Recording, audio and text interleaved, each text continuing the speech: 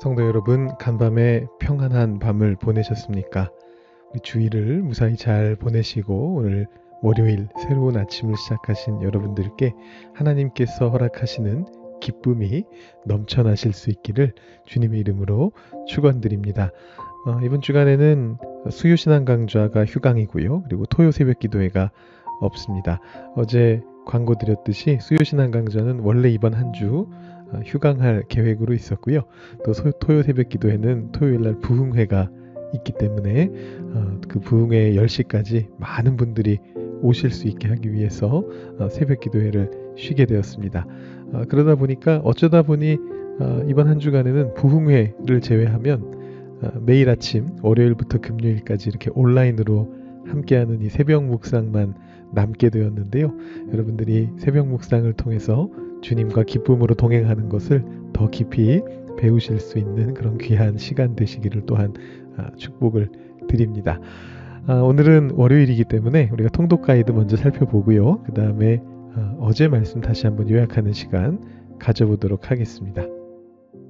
오늘 우리가 통독할 말씀은 역대하 16장부터 18장까지의 3장입니다. 16장과 17장은 16장은 아사왕에 대한 이야기고요. 17장과 18장은 여호사밧에 대한 그런 이야기입니다. 이 유다의 아사왕은 전체적으로 좋은 평가를 받은 왕인데요. 특히 이 초반부의 왕들 중에서는 인상 깊은 왕이죠. 그런데 아쉽게도 아사왕도 솔로몬이나 르호보암처럼 마무리가 그렇게 썩 좋지는 않았습니다. 김종현 목사님께서 그 토요일 말씀에서 르호보암의 마무리가 좋지 않았다 이 부분을 말씀하셨었는데 아사왕도 그만큼은 아닙니다만 이제 말년에 몇 가지 실수를 하는 그런 장면이 16장에서 기록이 됩니다.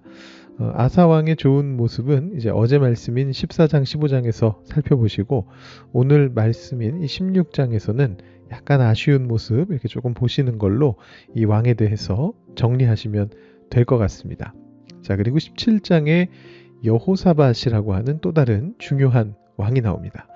여러분들께서 이 이름은 조금 기억해 두셔야 되는 왕입니다. 북이스라엘의 왕 중에서는 우리 열왕기 할 때 아합하고 예후 정도 기억하시면 된다고 말씀을 드렸었습니다. 아합 왕이 아주 악한 왕이고 예후 왕은 그렇게까지 악하지 않은 왕이었죠. 종교개혁도 했었고 그러나 그 여로보암이 세웠던 금송아지는 그대로 두었다. 이 정도의 평가가 있는데 이 두 왕 정도를 기억하시면 되는데요. 남유다에서는 우리가 좀 기억해야 되는 중요한 왕들이 몇 사람이 있습니다. 그 중에 초반부에 아사 왕하고 여호사밧 왕이 있고요. 그 다음에 중반부에는 요아스하고 우시야 왕이 있습니다. 그리고 후반부에는 히스기야와 요시야 왕이 있습니다. 이렇게 6명 정도는 여러분들께서 좀 기억해 주셔야 되는데 오늘 말씀이 바로 그 초반부의 중요한 왕들인 아사와 여호사밧 이 둘 다 나오는 그런 말씀이죠. 특히 17장은 여호사밧 왕에 대해서 열왕기에는 없는 그 선한 행위를 추가적으로 기록하고 있습니다. 이 왕이 단순히 어떤 종교개혁만 한 것이 아니고 사회개혁을 같이 하는데 이 17장에서는 방백과 레위 사람들을 유다의 각 성읍들로 순회시키면서 율법을 가르치게 하는 이제 그런 교육제도 쪽을 고쳤고요. 나중에 또 19장에 보시면 또 다른 사회개혁을 하게 됩니다. 그것은 저희가 내일 한번 같이 보시도록 하고요. 아무튼 이 왕을 한번 좀 기억해 주십사 제가 이렇게 부탁을 드립니다. 그리고 18장에는 열왕기에서도 보셨던 이 아합 왕과 함께 전쟁에 나가는 장면 이게 다시 나오고 있는데 이미 살펴본 바이기 때문에 자세하게 말씀드리진 않습니다만 아합 왕과 대비되는 이 여호사밧의 어떤 행위, 선지자를 자꾸만 찾는다거나 이런 모습들이 잘 드러나는 그런 에피소드입니다. 그래서 이렇게 제가 통독 쭉 어떻게 하실지 말씀드렸는데 아사와 여호사밧 이 두 왕을 기억하시면서 한번 쭉 읽어보시면 성경 이해와 여러분 신앙에 많은 도움이 되실 겁니다. 자, 통독 가이드는 여기까지 하고요. 자, 이제 어제 말씀 요약으로 한번 들어가 보도록 하겠습니다. 우리 함께 보신 하나님 말씀은 시편 5장 11절부터 12절까지의 말씀입니다. 그러나 주께 피하는 모든 사람은 다 기뻐하며 주의 보호로 말미암아 영원히 기뻐 외치고 주의 이름을 사랑하는 자들은 주를 즐거워하리이다. 여호와여, 주는 의인에게 복을 주시고 방패로 함같이 은혜로 그를 호위하시리이다. 아멘. 어제 제가 공자님 말씀도 조금 인용을 했고요. 또 이영표 선수와 서장훈 씨 이야기를 하면서 즐기는 자에 대한 말씀으로 어제 말씀을 시작했었습니다. 즐기는 자가 과연 좋은가? 아니면 노력하는 자가 좋은가?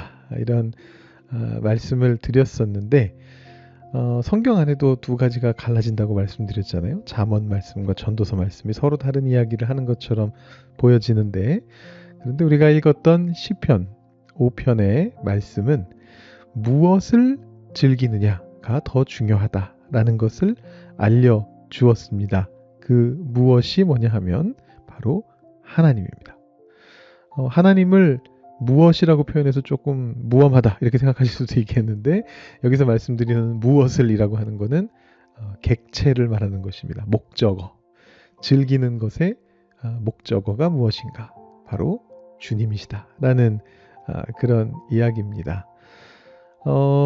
이것을 통해서 우리가 즐긴다라는 것 자체가 어떻게 바뀌는지를 경험했습니다. 단순히 내가 좋아하는 무엇을 즐기는 것, 내가 이래야 하는 것, 내가 그래야만 하는 것, 이런 것들을 즐기는 것이 아니고 주님을 즐거워한다면 이 관점의 전환이 우리를 바꿔간다라는 그런 말씀을 드렸죠. 사실 제가 어제 그 설교 말씀을 조금 전체적으로 어제 예배가 길어지는 바람에 좀 축약해서 말씀드리느라 제가 이야기하지 않고 넘어갔던 부분이 있는데, 오늘 이 시간을 통해서 AS 해드린다면 사실 하나님을 즐거워하라라고 하는 건 우리 피조물들에게 주어진 지상 명령입니다. 우리 장로교가 고백하는 웨스터민스터 소요리 문답이라고 하는 것이 있습니다. 여기에 첫 번째 질문에 대한 답이 바로 이것입니다. 여러분 많이 들어보셨을 텐데요. 사람의 제일 되는 목적이 무엇입니까? 라고 물어보면 대답합니다. 사람의 제일 되는 목적은 하나님을 영화롭게 하는 것과 그를 영원토록 즐거워하는 것입니다. 이렇게 이야기합니다. 예전에 지금은 사실 이 웨스터민스터 소요리 문답을 많이 하지는 않습니다만, 과거에는 장로교에서 이것을 계속해서 묻고 답하고 하는 그런 신앙의 고백 과정들을 거쳤던 것인데요. 그런데 이 하나님을 즐거워하라는 것이 단순히 지상명령이어서 하는 것이 아니죠. 어제 말씀드렸던 바와 같이 하나님을 즐거워하면 그것을 통해서 우리 삶에 더 몰입할 수 있습니다. 우리가 하나님을 즐거워함으로 하나님께 더 몰입하게 되면 그것이 그냥 우리의 이성 속에서, 우리의 생각 속에서, 우리의 지성 속에서 하나님을 그냥 계속해서 머릿속에서 생각만 하고 끝나는 것이 아니고, 오히려 하나님을 즐거워하기 때문에 우리 삶 속에도 더 깊이 들어가서 더 몰입해서 그 안에서 기쁨을 누리고 즐거워할 수 있게 된다라는 그런 것입니다. 그래서 이 하나님을 즐거워할 때 우리 벌어지는 일로서 제가 어제 두 가지를 사례로서 말씀드렸습니다. 그것만 있는 건 아닙니다. 더 많은 것들이 있는데 여러분들께서도 각자 또 생각해 보실 수 있는 여러 가지 것들이 있지만, 제가 어제는 특별히 우리가 앞두고 있는 두 가지, 기쁨의 50일하고 직분자 선거와 연결하면서 하나님을 즐거워한다면 이런 일들이 일어날 수 있습니다. 여러분들께 그런 사례를 소개해 드렸었습니다.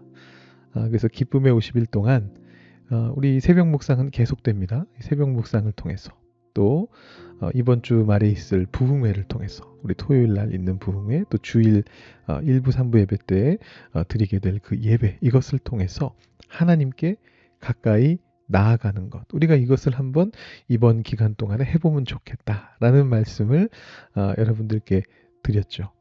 그리고 또 한 가지가 바로 장로, 권사, 직분자 선거였습니다.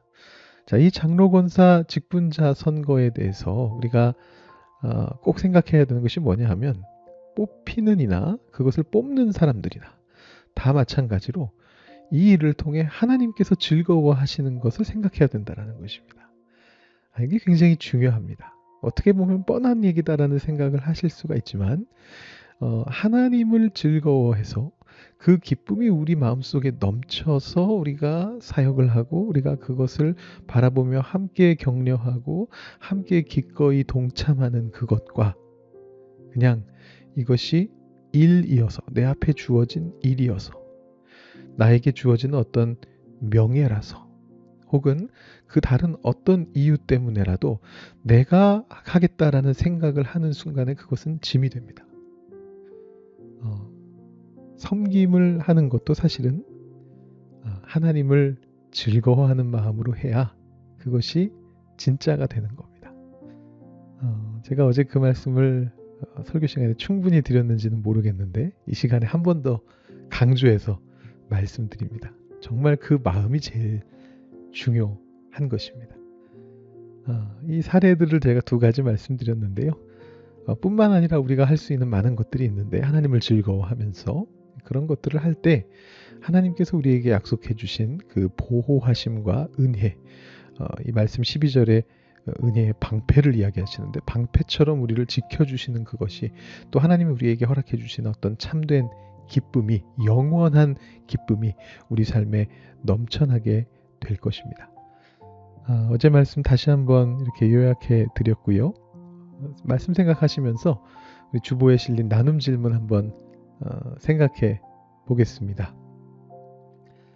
첫 번째 질문은 제가 이 질문을 처음 작성할 때 이 주제를 설교에서 깊이 다룰 거로 생각을 하고 제가 이 질문을 드렸는데 사실 설교에서는 깊이 다루지는 않긴 했습니다. 근데 여러분 한번 질문을 읽어보시면서 마음으로 생각해 보시면 좋을 것 같아요. 영원한 기쁨이라는 말이 여러분에게 기쁨으로 다가오시나요? 아니면 부담으로 다가오시나요? 이 질문의 취지는 그것이죠. 오늘 말씀에서 11절에서 영원히 기뻐하며 이런 표현이 나오는데 내가 나의 능력으로 기뻐하려고 할 때는 그 영원한 기쁨이 어쩌면 부담일 수 있다는 겁니다. 매일 기뻐할 수는 없으니까. 그런데 하나님을 즐거워하는 삶을 살면 하나님이 주시기 때문에 영원한 기쁨을 누릴 수 있다. 이런 취지로 제가 이 질문을 생각했었는데 여러분들께서도 한번 스스로 직접 한번 생각해 보시면서 나는 어떻게 영원한 기쁨을 누릴 수 있을까 한번 고민하시며 묵상해 보시면 좋을 것 같고요. 두 번째 질문은 주를 즐거워하는 자로 살아가기 위해서 기쁨의 50일 동안 어떤 기쁨을 누리시겠습니까? 라는 이제 그런 질문입니다. 그래서 이 질문은 결국 어떤 의미냐 하면 제가 설교를 통해서 여러분들께 이런 것이 주님을 즐거워하는 삶입니다 라고 소개해드렸고 사례도 말씀드렸었는데 제가 말씀드리는 사례로 끝나는 것이 아니고 여러분들께서 여러분의 개인적인 성향과 여러분의 삶 속에 있는 구체적인 상황들 속에서도 그 기쁨을 누리실 수 있어야 된다라는 거거든요. 사실 그게 목적이거든요. 거기까지 가기 위해서 여러분들께서 직접 스스로 생각해 보시는 그런 시간을 가지시라라는 그런 취지로 이 질문을 준비해 봤습니다. 자, 여러분 한번 보시면서 1번 질문하고 2번 질문 같이 두고 한번 생각해 보시면서 어떻게 하면 기쁨의 50일 기간 동안에 기쁨의 50일이 너무 길다 이렇게 생각이 드시면 멀리 가지 마시고 이번 한 주 동안에 오늘 월요일이니까 아니면 그것도 너무 길다 생각하시면 오늘 하루 우리 매일매일 새벽 묵상이 있으니까 오늘 하루만 생각하셔도 돼요. 오늘 하루에 내가 주를 즐거워하는 자로 살아가려면 내가 살아가는 내 삶의 영역 속에서 나는 무엇을 하면 좋을까? 그리고 어떻게 그 주님을 붙잡을 수 있을까? 이것을 한번 고민해 보시면서 묵상해 보시면서 기도해 보시고 오늘 하루를 시작하시면 좋을 것 같습니다.